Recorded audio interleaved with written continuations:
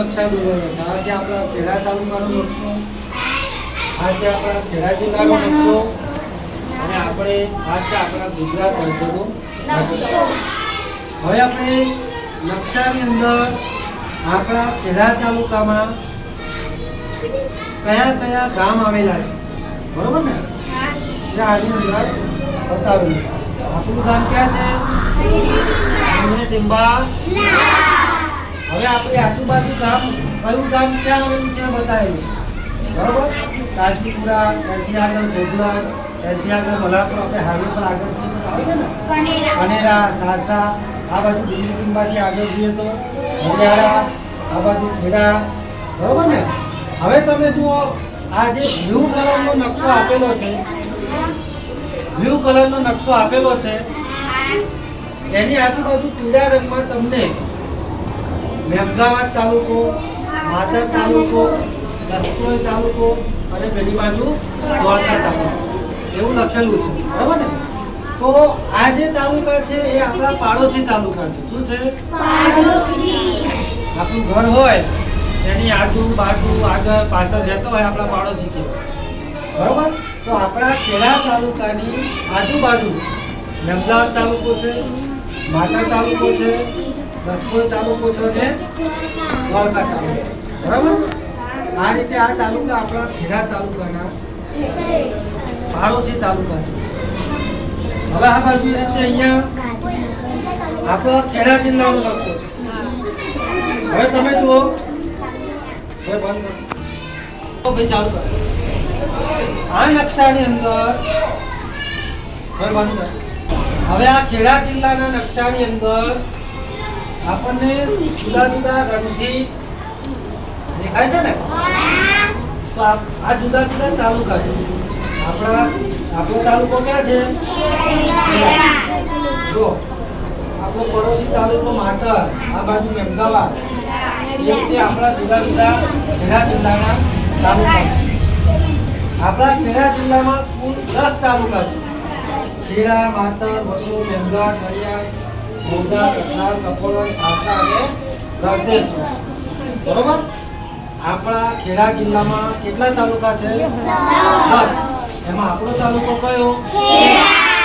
નકશો આપણે અહીંયા આગળ જોયો, બરાબર? તાલુકા ભેગા મળીને શું બને? જિલ્લો. 10 તાલુકા ભેગા થઈ અને આપણો ખેડા જિલ્લો બન્યો, બરાબર? હવે આપણે ખેડા જિલ્લાના પડોશી જિલ્લા કયા કયા? જો આપણા ખેડા જિલ્લાની આજુબાજુ જિલ્લા આવેલા છે. ગાંધીનગર, અમદાવાદ, વડોદરા, પંચમહાલ, મહીસાગર અને અરવલ્લી.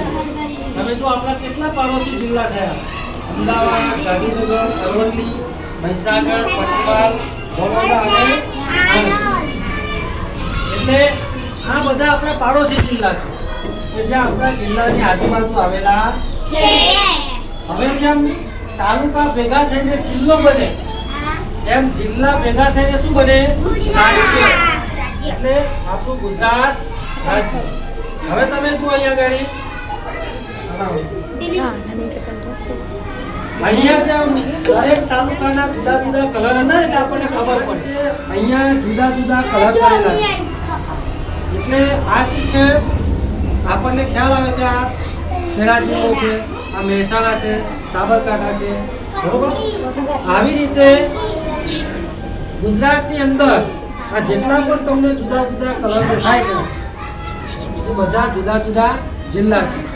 એમાં આપણો જિલ્લો ક્યાં છે? આ જો ખેડા, બરોબર ને? હવે તમે જો ખેડાની આજુબાજુ કયા કયા જિલ્લા? અમદાવાદ, ગાંધીનગર, અરવલ્લી, મહીસાગર, પંચમહાલ, વડોદરા અને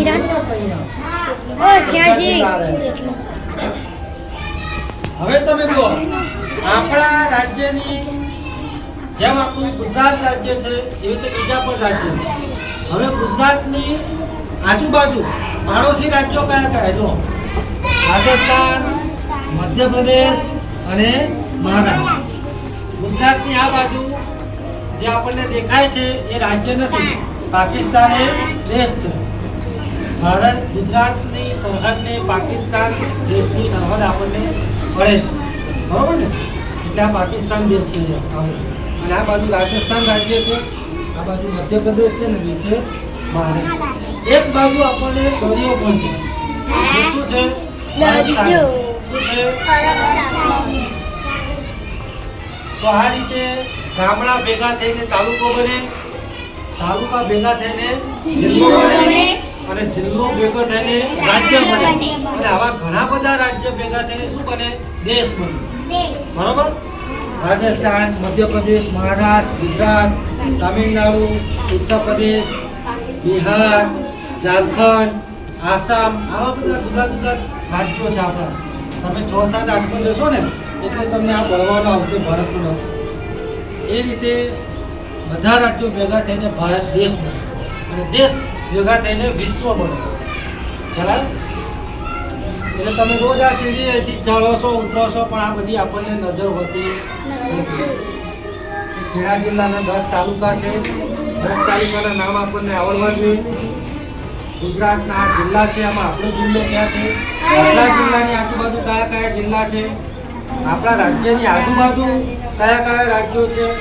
આ બધી આપણને આવડવું બરોબર ને? આપણા ધ્યાનમાં આવવું. બરાબર? ચાલો.